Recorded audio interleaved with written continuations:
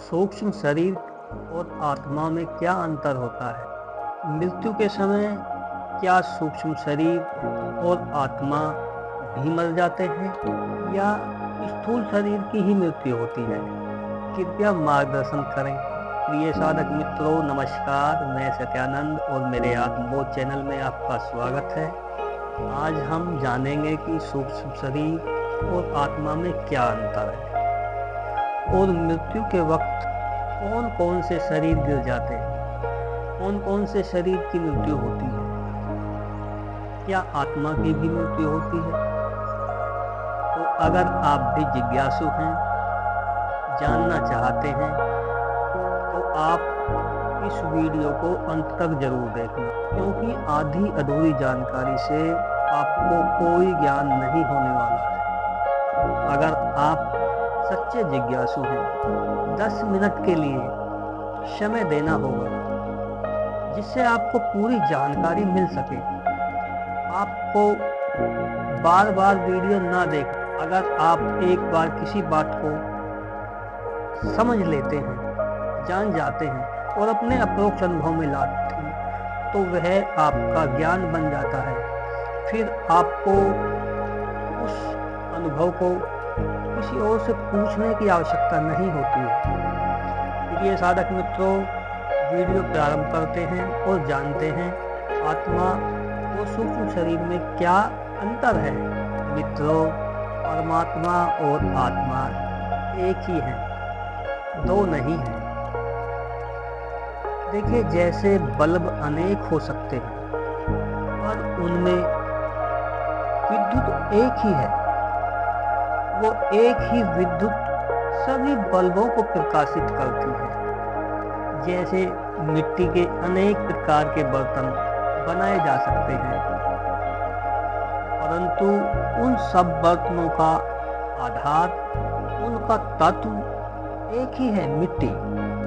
ऐसे ही आत्मा एक ही है, परंतु अनेक शरीरों को धारण करती है और शरीर अलग अलग होने के कारण भ्रम होता है कि आत्माएं अनेक हैं, परंतु यह आप अपने अप्रोक्ष अनुभव से जान रहे हैं कि जो परमात्मा है, जो आत्मा है, वह अनेक रूपों को धारण करती है। जिस प्रकार सागर का जल और बारिश की बूंद में कोई अंतर नहीं है, दोनों में एक ही जल है। अगर सागर के जल में बूंद का विलय हो जाए तो क्या आप बता सकते हैं कि यह सागर का जल है, यह बूंद का जल है? नहीं, क्योंकि जल एक ही है। इसी प्रकार हम सभी का तत्व एक ही है, वही आत्मा है और वही परमात्मा है। वही आपका सत्य आधार है, वही आपका तत्व है।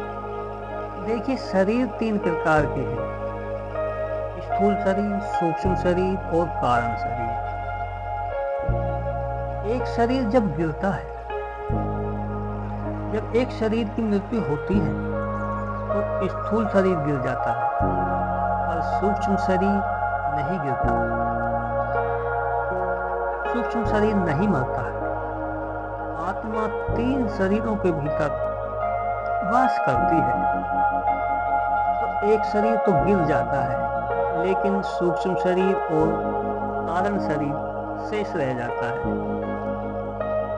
यही वो शरीर है जिसकी मृत्यु होती है, जो मिट्टी, पानी, अग्नि, वायु और आकाश, इन 5 तत्वों से मिलकर जो स्थूल शरीर बना हुआ है, उसकी मृत्यु होती है। जो हार्ड मांस की देह है, वो गिर जाती है, वो मर जाता है।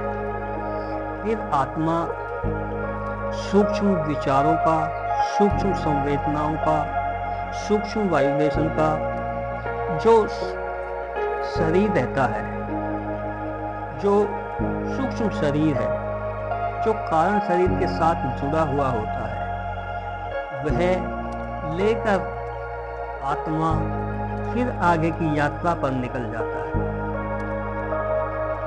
लेकिन प्रिय साधक मित्रों, मुक्ति के समय सूक्ष्म शरीर, कारण शरीर और स्थूल शरीर, तीनों शरीर गिर जाते हैं, जिसे हम मोक्ष कहते हैं। फिर आत्मा का कोई जन्म नहीं होता, वह विराट में विलीन हो जाती है, जैसे एक बूंद सागर में गिर जाती है।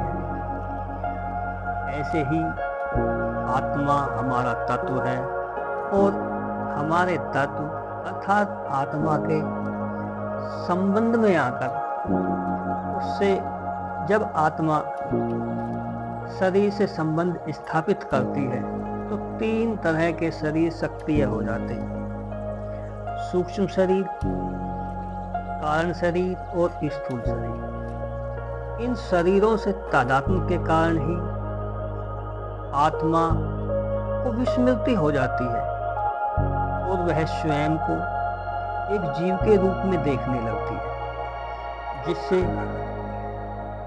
उस आत्मा को जीव आभास होने लगता है।